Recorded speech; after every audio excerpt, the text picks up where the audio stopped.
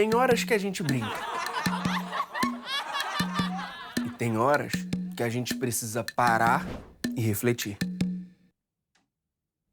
Vamos nessa? Roda a vinheta.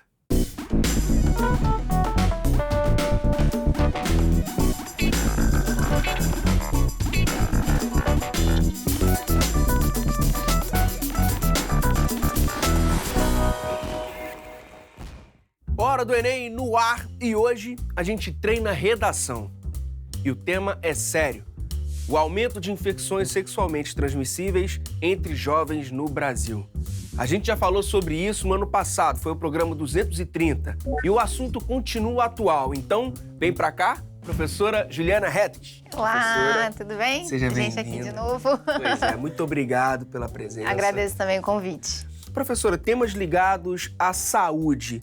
É uma tendência? A gente está fazendo 30 anos da Constituição Federal e a Constituição Federal vai garantir para todos nós o direito à saúde, tendo o Estado o dever de garantir esse direito para a gente. E aí, por isso, a gente tem a criação do SUS, né? Nosso Sistema Único de Saúde. Mesmo que tenha os seus obstáculos, tenha os seus problemas, ele é um modelo de sistema de saúde, porque ele tem esse processo de unificação dentro dos aspectos de cada região, mas é um sistema que, pelo menos na teoria, busca garantir aí o acesso a todos de maneira gratuita. Então, pensar em saúde é um caminho, né?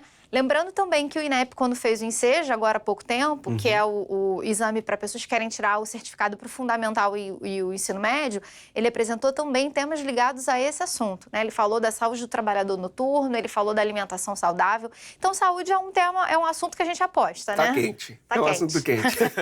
Partiu ver um textinho? Vamos sim, vamos Então, sim. bora.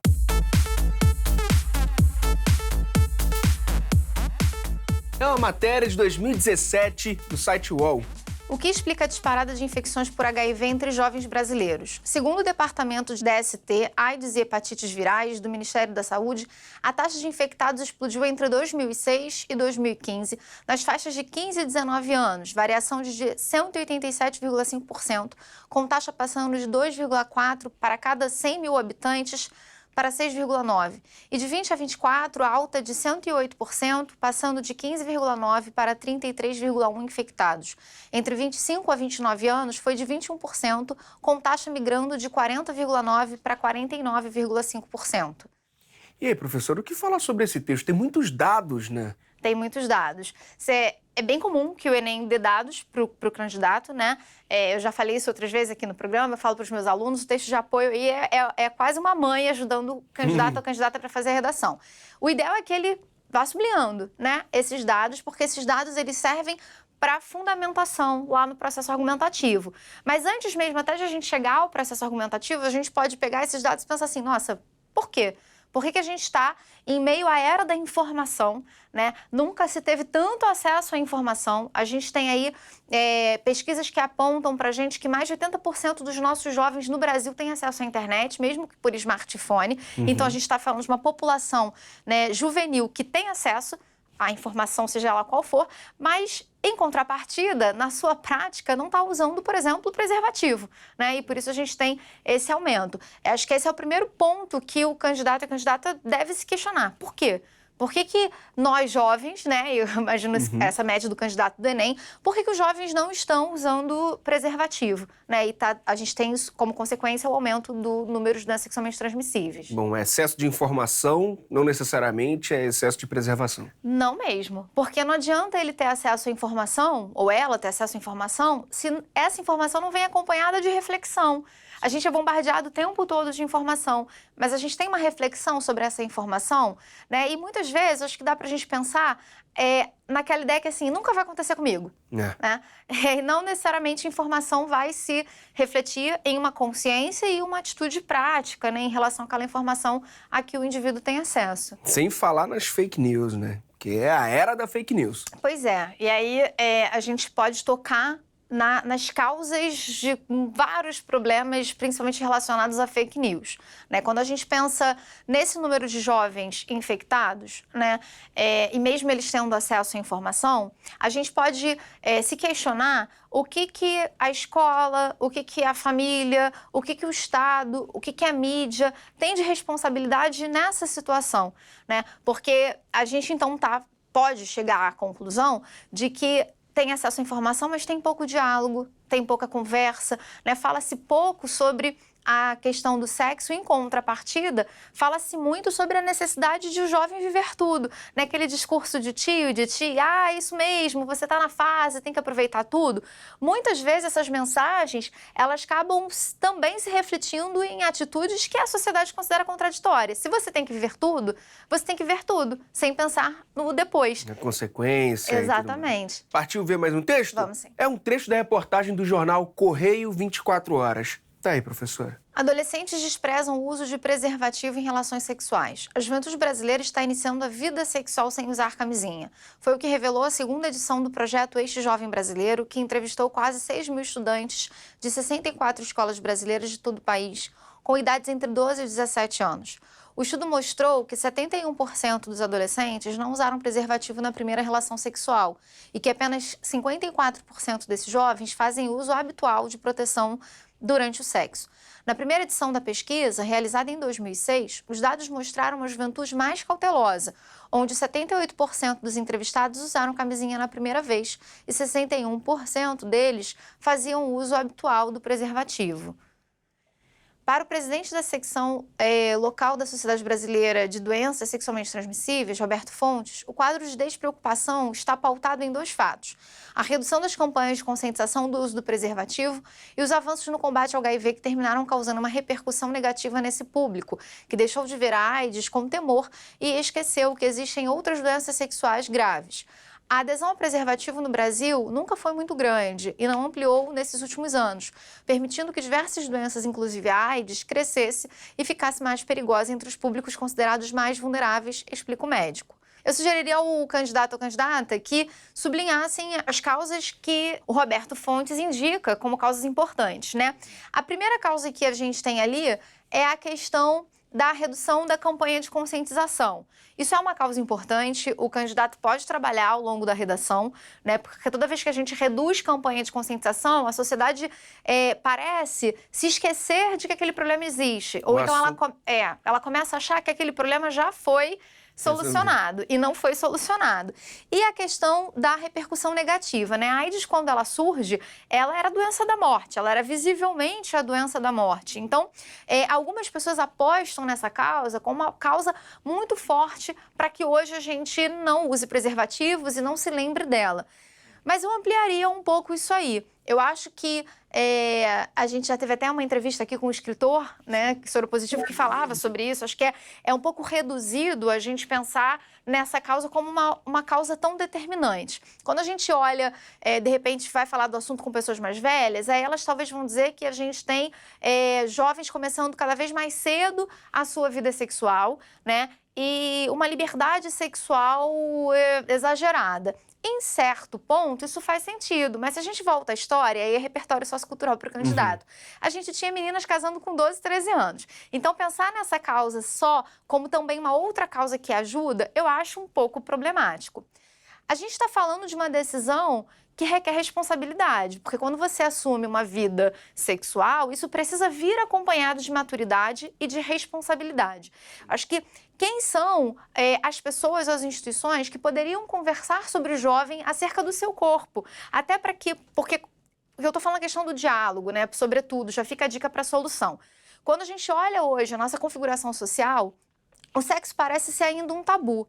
Né? As pessoas, elas não falam, elas falam de sexo muitas vezes, sim, em vários lugares, né? Seja numa novela, seja na música, seja no filme, seja na propaganda, mas não falam de sexo a partir de um viés educacional, falam a partir de um viés de entretenimento. Sim. Então, se a escola, se a família, se o Estado não se colocarem como os agentes responsáveis para falarem sobre isso, os nossos jovens continuarão aprendendo sobre sexo a partir de uma lógica de entretenimento que não vem acompanhada de responsabilidade, ou vão aprender sobre sexo em filmes, por exemplo, né, em pornografia, que são ferramentas que vão dissociar o sexo da responsabilidade. Sim. Por que eu estou falando tudo isso? Então, a gente está precisando, está faltando discutir na sociedade que quando o jovem decide assumir uma vida ativa sexualmente, ele precisa tomar essa decisão com maturidade, entendendo que essa prática, ela traz consequências. Ela traz consequências positivas, mas se ela não tiver responsabilidade, ela traz consequências negativas, né? Uma gravidez precoce, por exemplo, é uma consequência que em determinados momentos da vida da menina vai ser prejudicial. Uma doença sexualmente transmissível, seja ela qual for, também vai ser prejudicial. E aí uma dica para os candidatos, né? Foucault vai falar que alguns assuntos, sobretudo sexo, eles sofrem mesmo restrições, proibições da sociedade.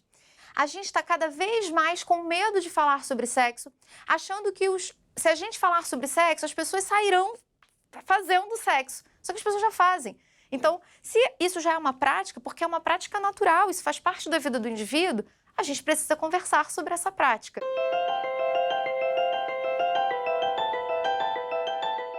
Agora, em relação à redação, professora, o candidato o candidato ou a candidata tem que chegar com um posicionamento bem claro já na introdução.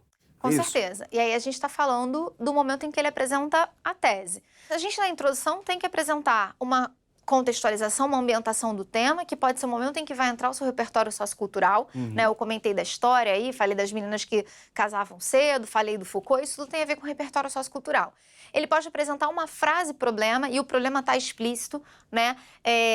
De repente, ele poderia fazer alguma coisa do tipo, embora no século XXI o acesso à informação seja vasto, ainda no Brasil, os jovens têm práticas contraditórias quando o assunto é sexo, por exemplo. Ele já joga o problema na redação dele. Ele entendeu que o problema é o sexo sem preservativos, é a questão das doenças sexualmente transmissíveis. E aí ele se posiciona em relação à tese, por exemplo. Ele poderia apresentar escolhendo duas causas, aí tem que fazer planejamento textual.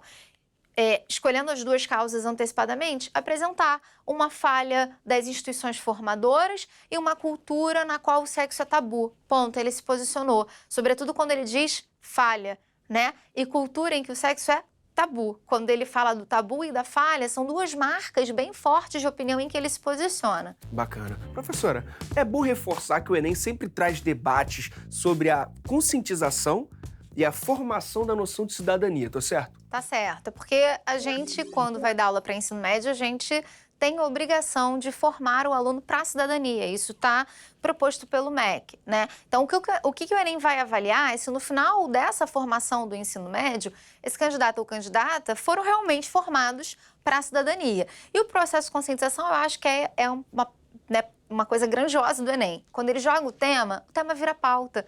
Né, a sociedade discute, o Brasil vai discutir aquele tema, porque a gente não fica discutindo aquele tema só no domingo do Enem. Isso vai virar pauta ao longo da semana. E aí serve para a conscientização não só do candidato, como para a sociedade toda, né? O candidato pode argumentar sobre a liberdade individual de usar ou não preservativo? Ele pode argumentar com risco de tangenciar o tema, né? E de ter dificuldade de sustentar isso também. Né? Mas qual é o risco dele tangenciar o tema? Se a gente tem um tema que fala sobre o aumento das doenças sexualmente transmissíveis entre os jovens, eu tenho que identificar o problema, que nesse caso está explícito, eu vou buscar as causas para apresentar soluções. Se ele, num parágrafo, fala, né, num parágrafo argumentativo, vai desenvolver a ideia e sustentar a ideia de que há uma liberdade individual e as pessoas, então, podem ou não usar, né, preservativo, ele vai dar a solução para quê? Até porque essa causa desenvolvida é uma causa que é um potencial fator de aumento das doenças sexualmente transmissíveis. Então, ele só está apresentando uma argumentação que vai corroborar, né, o aumento da doença sexualmente transmissível. É um risco enorme para tangenciar o tema. Bom, o professor de filosofia Paulo Andrade ajuda a gente a pensar sobre isso. Então, fala aí, Paulo. Claro que a liberdade individual é uma conquista e a sociedade caminhou e isso a gente não vai negar. Você tem filósofos que defendem essa questão da liberdade individual, como, por exemplo, John Locke, que fala da importância do indivíduo e quando ele levanta a individualidade, a liberdade é um desses direitos que para ele é natural. A liberdade, o corpo, a propriedade privada, e quando eu digo propriedade privada, estou me referindo não só aos bens materiais, mas também, por exemplo, a opinião, a religiosidade e até a sexualidade. Então, assim, liberdade individual é uma conquista. Beleza. Só que você tem uma série de outros filósofos que apontam também a importância de você limitar essa liberdade individual em prol do bem comum, em prol da coletividade. Se você lembrar que quando não existia lei, você tem liberdade para fazer tudo, isso gera um problema para a gente. Por quê? Porque você tem liberdade para fazer tudo, só que quem está do seu lado também tem liberdade.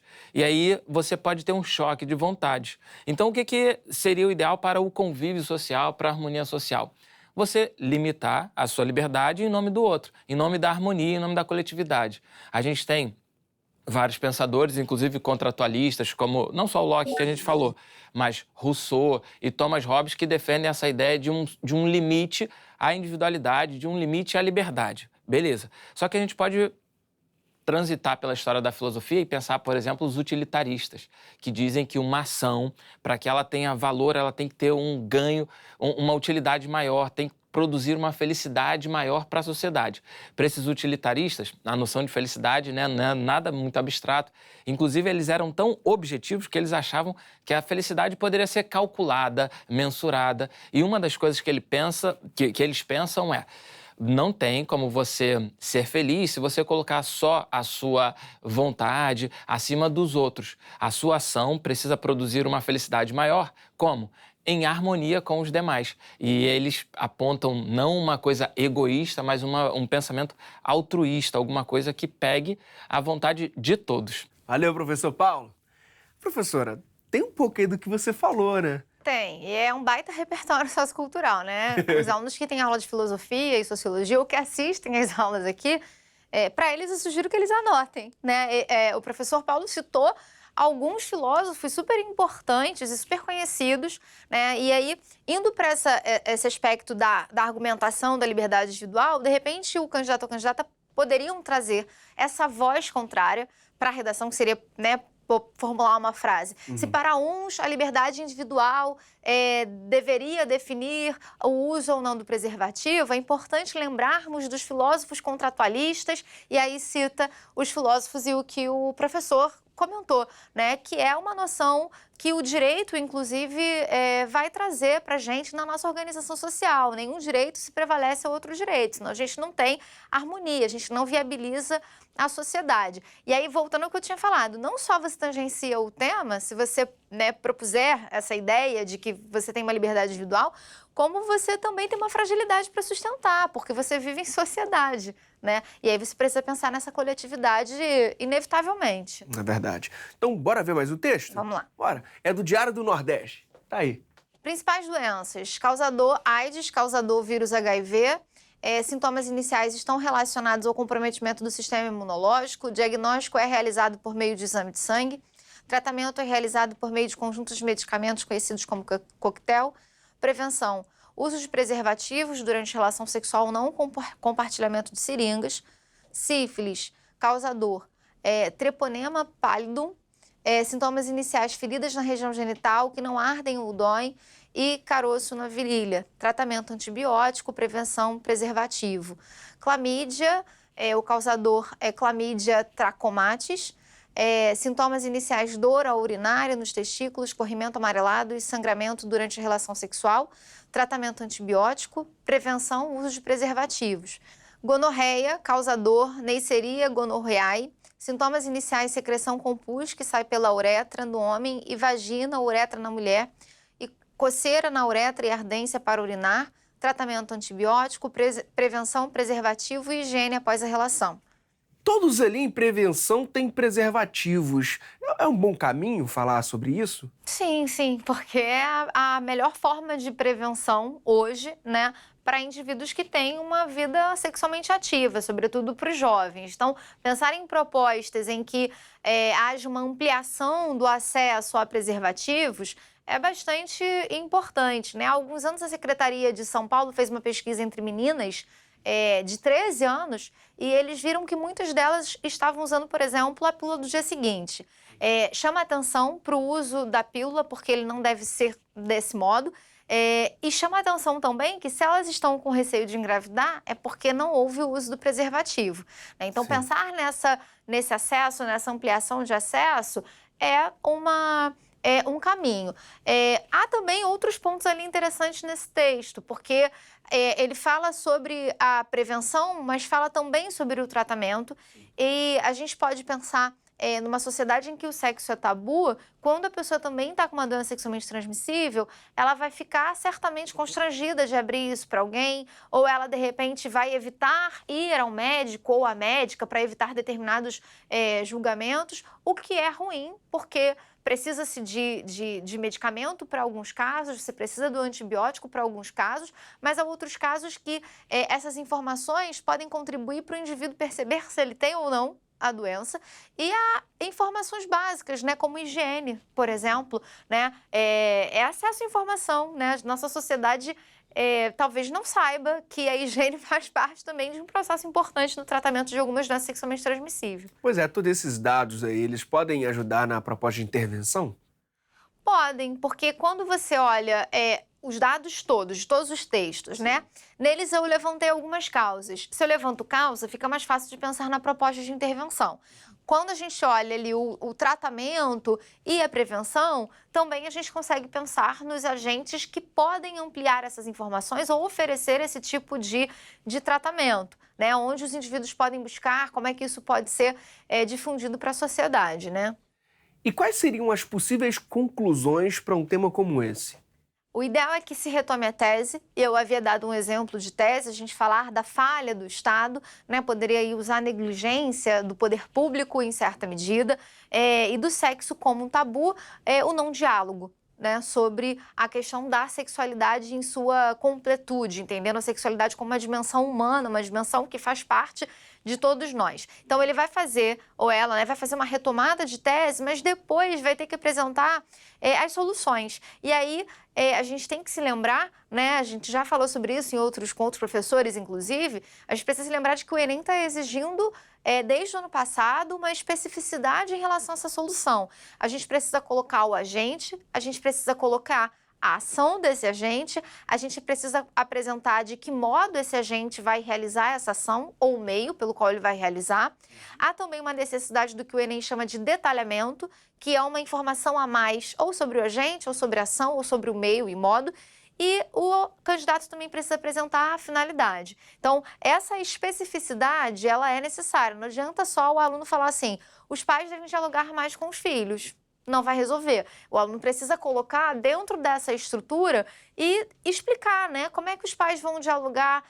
Muitas vezes eu indico para os alunos o seguinte, a família ela pode ser uma parceira, né? De repente, nesse caso, a gente poderia falar que as escolas podem promover debates por meio de parcerias com os pais, e aí eu estou indo pelo meio e modo, que são os mais responsáveis na formação cotidiana do aluno, a fim de que esses assuntos virem pautas no dia a dia dos jovens. Você tem uma estrutura ali de solução.